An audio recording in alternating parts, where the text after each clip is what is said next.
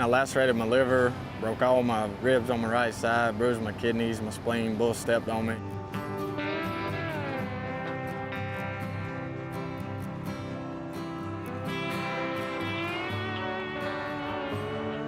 I lacerated my liver, bruised my lungs, broke some ribs. I was in intensive care for about 5 days. It is, quite frankly, pure madness, but it's brilliant to watch, and for the 40 men competing on the Professional Bull Riders Top Tour, a chance to display some incredible skill. So the bulls range in size from about 1,100 to just over 2,000 pounds. When the rider's ready, he'll nod his head, the chute will open, then he's got 8 seconds to impress judges. As you can see, he's off there, and preferably not get killed. He didn't last 8 seconds.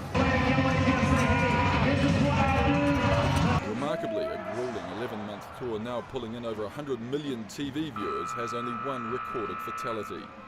One major reason that figure isn't higher, the work of the tour's unsung heroes. Sometimes you got to get your hands on them, sometimes you have to get run over, just whatever it takes to keep them from running over the cowboy. In its first year, the PBR's champion won less than $100,000 in prize money. This year, the top rider will walk away with over $2 million. It's fairly safe to say he will have earned it. It's a man's sport, testosterone. There ain't no adrenaline rush like it, like sitting on the back of a bull that's 10 times bigger as what you are and trying their best to kill you. It looks very dangerous though. I guess so. It's all about being a man, I guess, you know. All the energy that's going into it from the crowd and the entertainment and the riders are just having a blast. It's awesome. But adulation or not, make no mistake, few of these riders are leading a pampered lifestyle. I try to travel as cheap as possible. We split rooms as much as we can, just to try to cut costs down. And one rule applies to every rider: no show, no dough. We don't have guaranteed contracts in this sport. You know, if we're sitting at home, we're not getting paid. Which also means riders are seldom in peak physical condition. It's not one of them things where if you feel sick, you're like, I'm just going to stay at home today. You got to get on no matter what. It must be said a lot of riders did seem to be limping.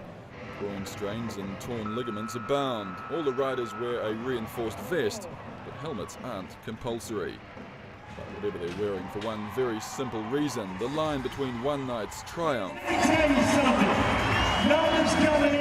another night's trauma is a narrow one indeed. Every time, no matter what, you're gonna hit the ground. But if you don't hit the ground till after the buzzer sounds, the result could well be described as 8 seconds of pure joy.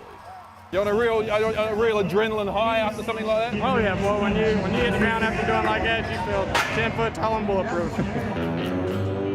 Which perhaps explains why, even if their sport seems like pure insanity, for these men, it truly is the sweetest form of madness. My dad always told me from the time I was little, you play the game, you take the pain.